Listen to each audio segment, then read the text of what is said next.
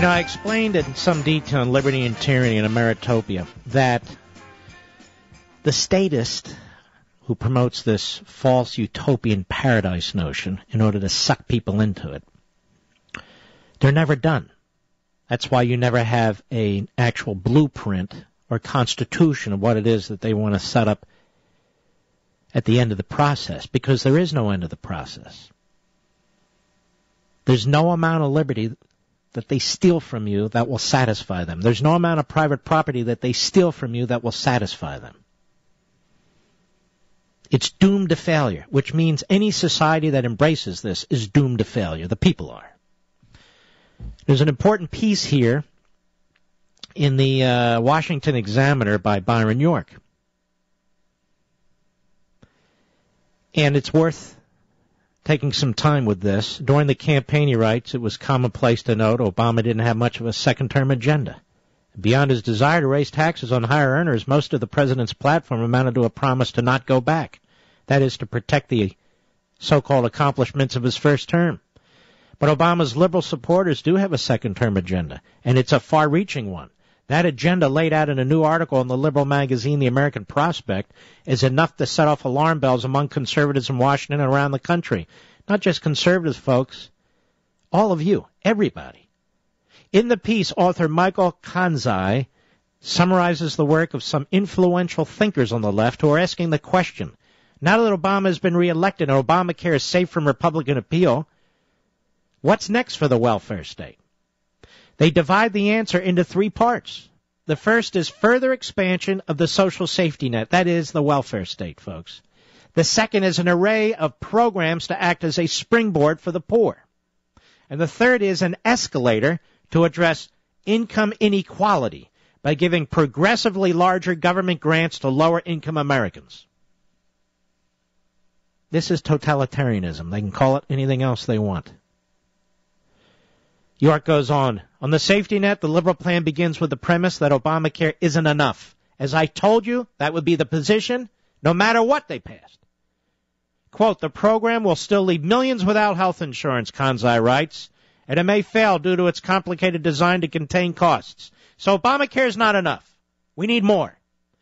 Now, many Americans might say, now they tell us. But the fact is, the passage of Obamacare did not mean the president's liberal supporters would give up on their dream of a federal single-payer health care system.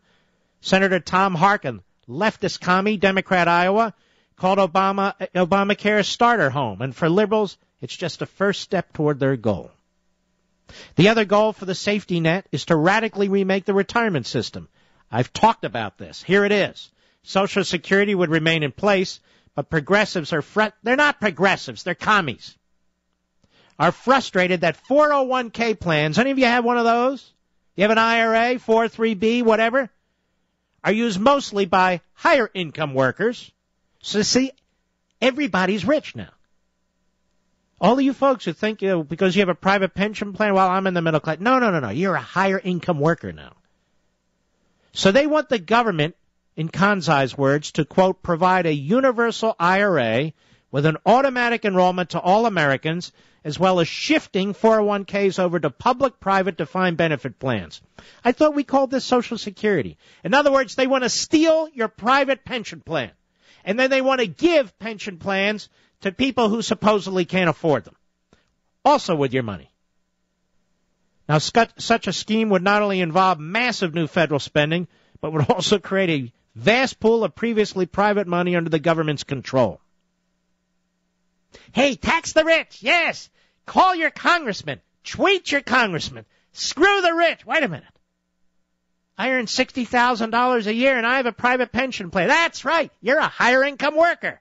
You have a Cadillac pension plan like your Cadillac health plan. Now, should we tweet Congress and tell them to screw you too? The third goal, the so-called escalator,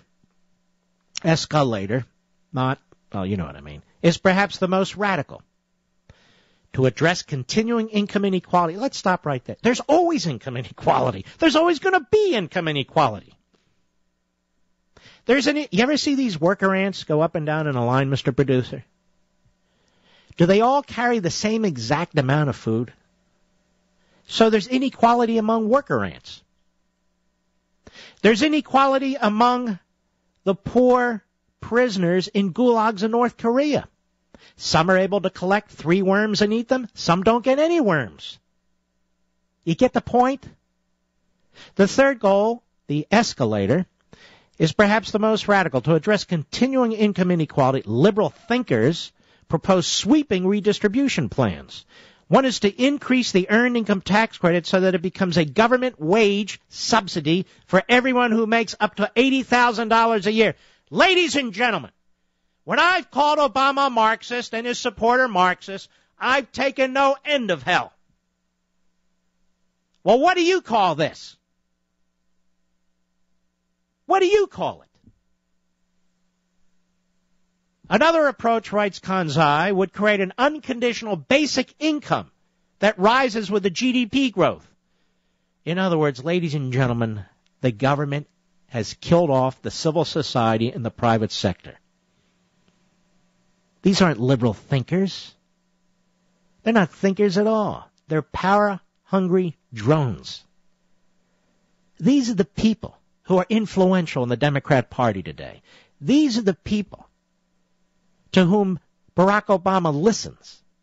This is what we're up against. Do the Republicans comprehend this? Does Boehner comprehend it? Does anybody comprehend this on Capitol Hill? This is so dangerous, so diabolical. And Obama's running around talking about how he represents the middle class. Pay attention, please. They want to attack the mortgage interest deduction. Well, that's only for the rich. For now, it's only for the so-called rich. That won't be enough. They want to attack your pension plan. Who's going to pay for all this? You're going to pay for all this. Better pay attention. I'll be right back.